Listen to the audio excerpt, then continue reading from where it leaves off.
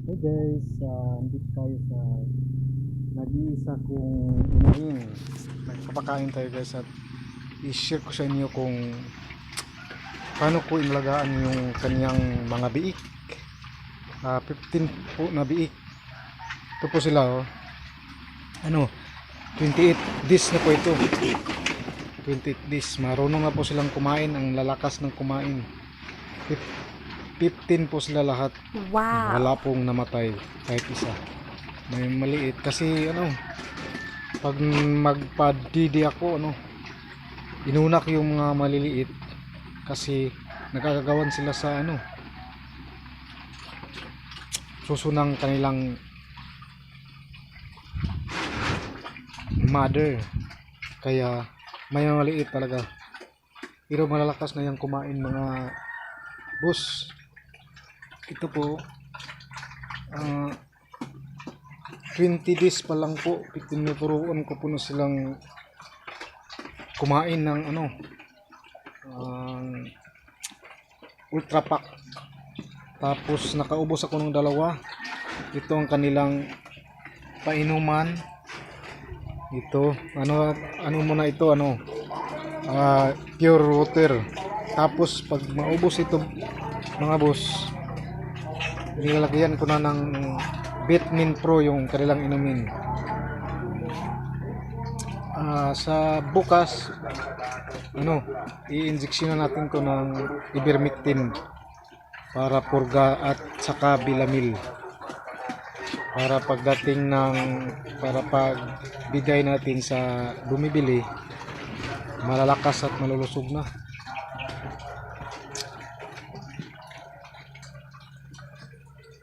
Kasi pag mag-alaga ka ng ganitong karami, halos sa isang linggo halos wala kang ibang trabaho kundi lang sa kanila, bantay, kasi ang dami. Ang lakas na kumain, naubos na nila yung pagkain nila.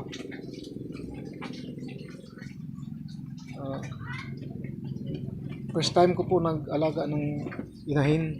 Ganito pala ka parang wala kang sa isang linggo pa lang galing panganak, wala kang ibang magawang trabaho kasi nagbabantay ka, baka mahigaan. Ito ng kanilang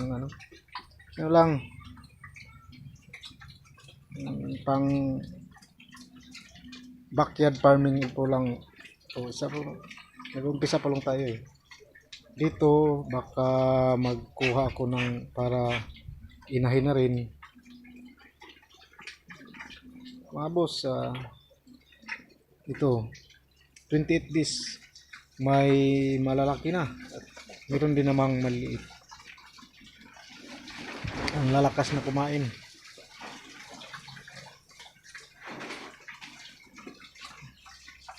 Kaya lang kasimple mag-alaga mag-umpisa mag-alaga ng inahin para walang mamamatay kahit marami. Nagagawan sila sa kanilang inahin, sa suso ng kanilang inahin, kaya may malaki. Kaya dapat talaga bantayan mo mabuti, kasi pag di mo bantayan, mamamatay talaga yung mga maliliit kasi inaaway lang nila